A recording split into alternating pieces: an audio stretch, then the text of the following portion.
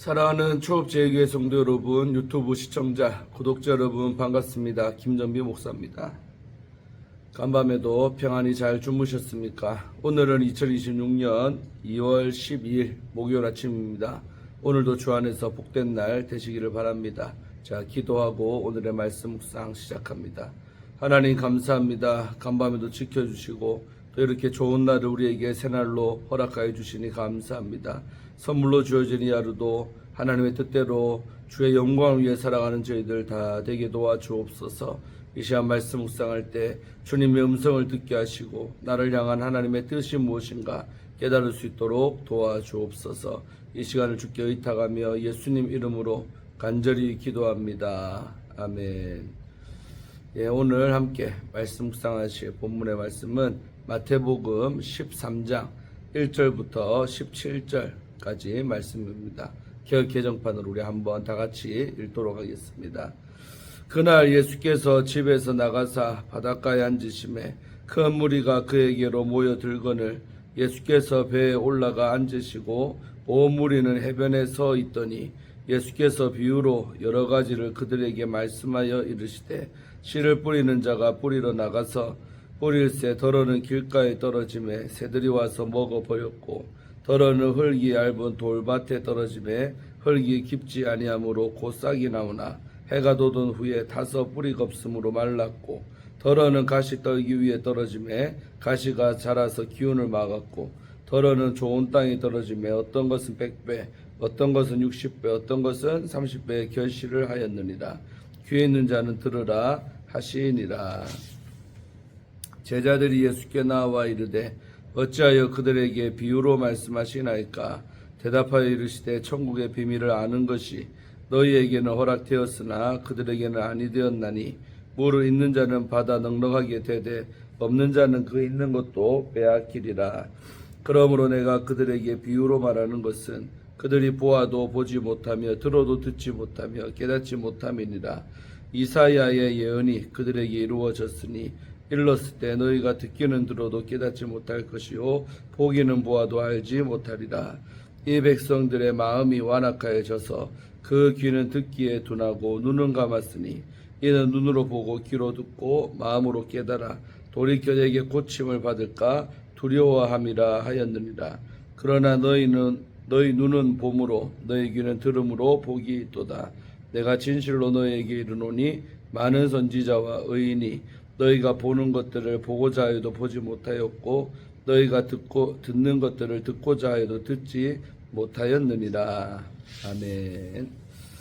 네, 오늘도 먼저 주의할 때 은혜 받으시기를 바랍니다. 1절부터 9절까지 말씀은 씨 뿌리는 자의 비유가 나오고 있습니다. 예수님은 바닷가에 앉으셔서 큰 무리에게 여러 비유를 말씀을 하십니다. 구약에서 비유는 잠언, 또 우화, 명령, 수수께끼와 같은 이야기, 풍류를 포함합니다. 비유는 예수님이 가르치고자 하시는 말씀이나 개념을 이해할 수 있게 돕는 역할을 합니다. 오늘 3절 하반절에서 9절은 씨 뿌린 자의 비유로 불립니다. 비유의 초점은 씨 뿌린 자보다도 씨가 뿌려진 토양에 있습니다. 네 종류의 토양에 씨가 각각 뿌려집니다. 예수님은 18절에서 23절에서 제자들에게 비유의 의미를 해석해 주십니다. 네 종류의 토양은 하늘나라의 복음을 받는 사람들의 태도를 의미합니다. 토양에 따라 하늘나라의 복음에 대한 반응이 달라지죠. 어떤 씨는 밭두렁 옆에 떨어졌습니다. 4절이죠. 흔히 길로 번역되는 호도스는 이 문맥에서는 밭두렁을 가리킵니다. 밭두렁 옆이나 위에 떨어진 씨는 새들이 곧 바로 먹어버립니다. 어떤 씨는 흙이 많이 없는 돌투성이 토양에 떨어졌습니다. 6절이죠. 그리고 이스라엘에는 석회석 위에 흙이 덮인 형태의 토양이 많았습니다. 흙이 깊지 않은 돌투성이의 땅에 떨어진 씨는 물기에 빨리 반응해서 싹이 곧 돋았습니다. 하지만 뿌리를 굳게 내리지 못했습니다. 뜨거운 햇빛이 내리쬐면 뿌리는 수분을 충분히 흡수하지 못한 채 말라버립니다. 어떤 씨는 가시덤불 위에 떨어졌습니다. 7절이죠. 씨가 제법 자랐으나 가시덤불이 자라면서 영양분을 빼앗고 햇빛도 막아버렸습니다. 식물은 더 이상 자랄 힘이 없어 열매를 맺지 못했습니다. 그러나 좋은 땅 위에 떨어진 씨는 100배, 60배, 또 30배의 열매를 맺었습니다. 8절 말씀이죠. 예수님은 이 비유로 하늘나라 운동에 대한 관점을 가르치십니다. 첫째로 하늘나라의 복음을 전하는 활동이 낭비처럼 보일 수가 있으나 하나님의 말씀에 긍정적으로 반응하는 사람들을 통해 하늘나라를 확장하십니다. 귀한 씨가 허비되는 것 같고 씨를 낭비하는 농부가 어리석어 보일지라도 좋은 토양에서는 기대 이상의 결실이 맺힙니다. 씨가 열매를 맺는 모습은 예수님의 말씀에 긍정적으로 반응하는 사람들의 모습입니다. 둘째로 하나님 백성의 정체성은 열매를 맺는 것입니다. 마태복음에서 의미하는 열매는 하나님의 뜻에 순종하는 삶으로 산상설교의 가르침에 순종하는 태도 등으로 나타납니다. 열매는 예수 그리스도를 믿고 따르는 신자가 맺는 신앙의 열매입니다. 셋째로 좋은 토양이라는 결실하는 정도가 다른 것은 깨닫는 정도에 따라 맺히는 신앙의 열매도 다름을 의미합니다. 좋은 제자는 성장할수록 더 깊이 말씀을 깨닫고 더 많은 열매를 맺습니다. 따라서 제자는 자신이 어떤 태도로 말씀을 듣고 있는지 먼저 점검해야 합니다. 10절에서 우리 15절 말씀은 비유의 목적이 무엇인가가 나오고 있습니다. 씨 뿌린 자의 비유가 끝났을 때 제자들이 예수님께 비유로 가르치는 이유를 10절에 보면 엿줍습니다. 제자들은 다른 사람들과 달리 하늘나라의 비밀을 알게 됐습니다. 11절 말씀이죠. 비밀은 우리 헬라어로 미스테리온이라는데 이 비밀은 이제까지 숨겨진 내용을 의미합니다. 제 계시자의 도움으로 이 비밀을 알게 되는 것입니다. 하늘나라에 속해 있는 비밀이 예수 그리스도의 오심과 가르침으로 드러나게 됩니다. 예수님은 왜 무리에게 비유라는 수단을 사용하시는지를 12절에 설명을 하십니다. 가진 사람은 더 갖게 되고 갖지 않은 사람은 간혹 갖고 있는 것마저 빼앗길 것입니다. 비밀에 대한 제자들의 지식은 시작 단계입니다. 그들은 점차 더 많은 것을 깨닫게 될 것입니다.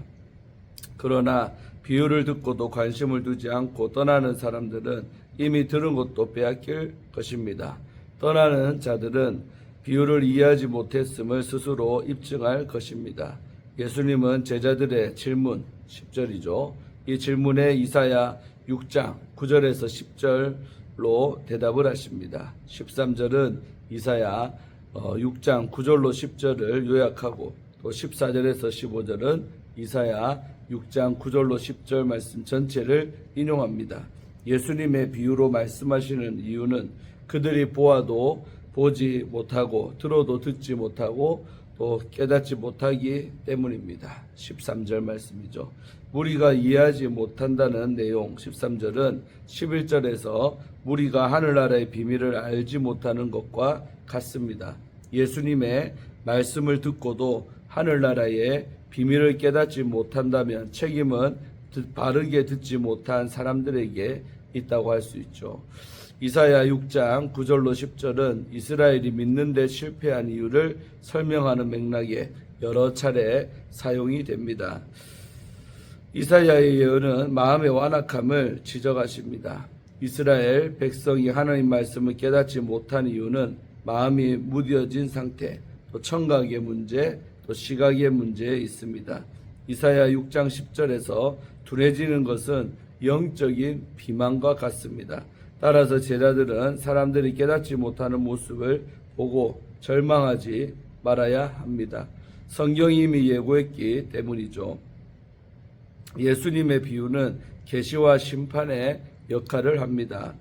예수님은 하늘나라의 비밀을 감추지 않고 드러내려고 오셨으므로 비유를 많이 사용하셨습니다. 비유는 백성의 완악한 상태를 드러내는 역할을 하는데 반응하지 않는 사람들은 그들의 반응을 통해 자신들의 눈과 귀가 막혀 있음을 드러냅니다. 그러므로 비유를 이해하지 못하거나 열매를 맺지 못하는 책임은 인간에게 있습니다. 예수님의 제자라 할지라도 마음을 둔하게 하는 것들이 너무 많아 귀와 눈의 기능이 마비될 수가 있습니다. 마음이 무뎌진 상태가 아닌지 심각하게 점검해야 합니다. 제자는 듣고 영접하는 것이 하나님의 은혜라고 생각해야 합니다. 자, 마지막으로 우리 16절과 17절 두 절 말씀은 제자들의 특권에 대해서 나오죠. 예수님은 11절에 이어 제자들에게 허락된 복을 알려주십니다. 이스라엘 가운데 구루터기가 남았던 것처럼 예수님의 메시지를 거부하는 자들과 달리 제자들은 복됩니다. 볼 수 있는 눈과 들을 수 있는 귀를 가진 제자들은 하나님의 종들이 보기를 바랐던 것을 경험합니다. 17절 말씀이죠.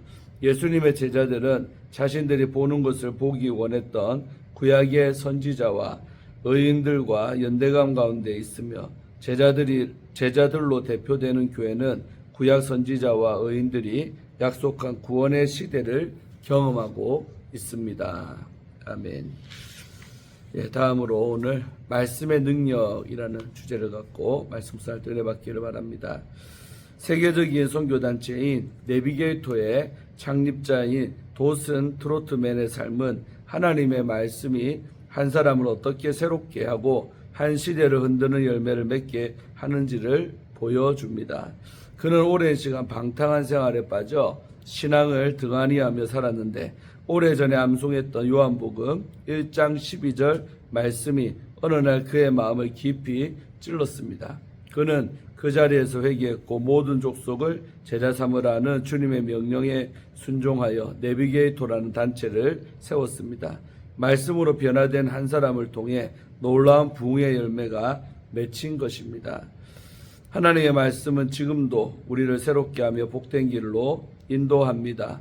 본문은 우리의 마음밭을 돌아보게 하고 말씀이 깊이 뿌리 내린 삶이 어떻게 풍파에도 흔들리지 않고 풍성한 열매를 맺는지를 보여줍니다. 예수님이 바닷가에 앉으셔서 씨 뿌린 자의 비유를 들려주셨습니다. 씨는 하나님의 말씀이며 네 종류의 땅은 말씀을 듣는 사람들의 마음 상태를 상징합니다. 3절로 8절 말씀이죠. 씨앗이 떨어진 길가, 돌밭, 또 가시떨기, 좋은 땅은 말씀이 열매 맺는 것이 마음밭의 상태에 달려있음을 보여줍니다. 말씀의 씨앗은 동일합니다. 말씀 자체는 생명을 품고 있습니다.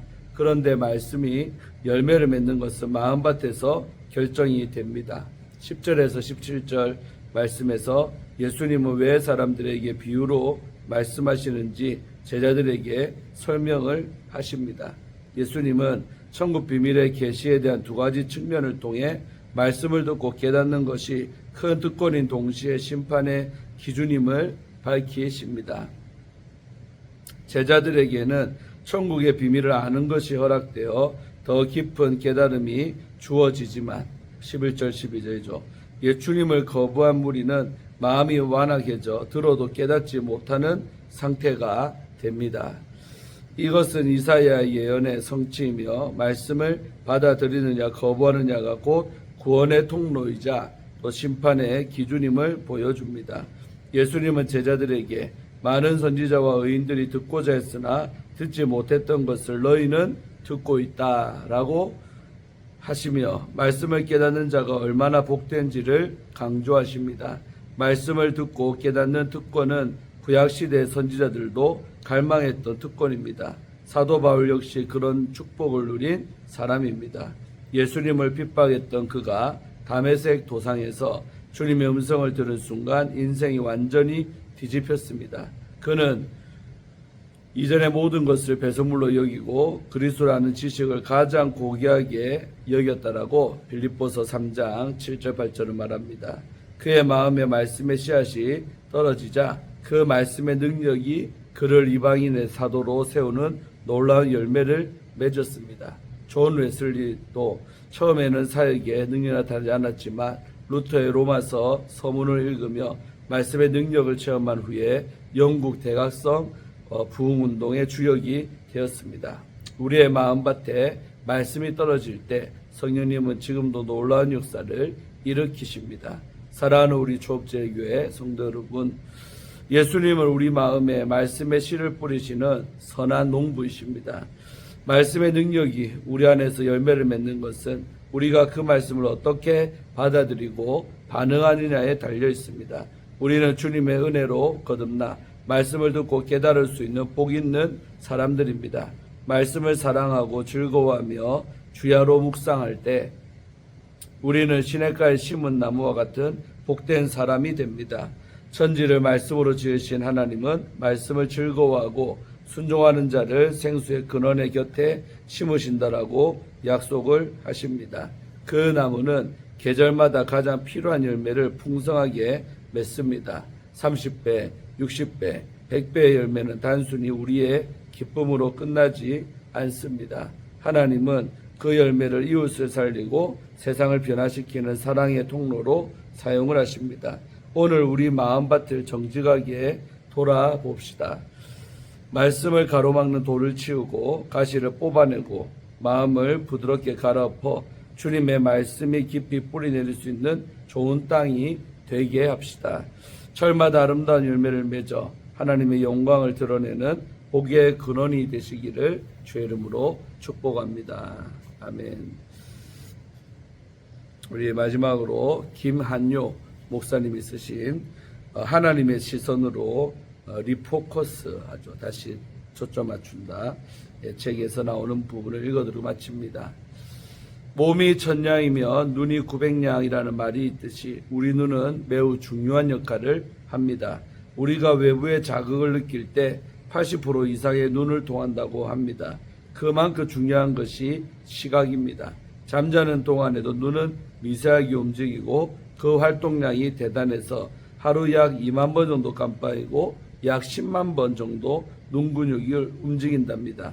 미국에서 65세 이상 625명을 두 그룹으로 나누어서 연구한 결과 치매 환자의 90% 이상이 노안 같은 시력 저하가 있음을 확인했습니다. 우리의 눈이 물체를 보면서 발생하는 자극은 시신경을 통해 뇌로 전달되는데 시력이 떨어지면 뇌의 자극도 떨어진다고 합니다. 그리고 그 자극이 떨어지면 뇌의 혈류가 줄어들고 몸과 마음이 위축되고 뇌의 활동량 또한 줄어들어 치매 위협을 높인다는 것입니다. 그래서 지금 내 눈으로 무엇을 보는지 제대로 보고 있는지가 중요합니다.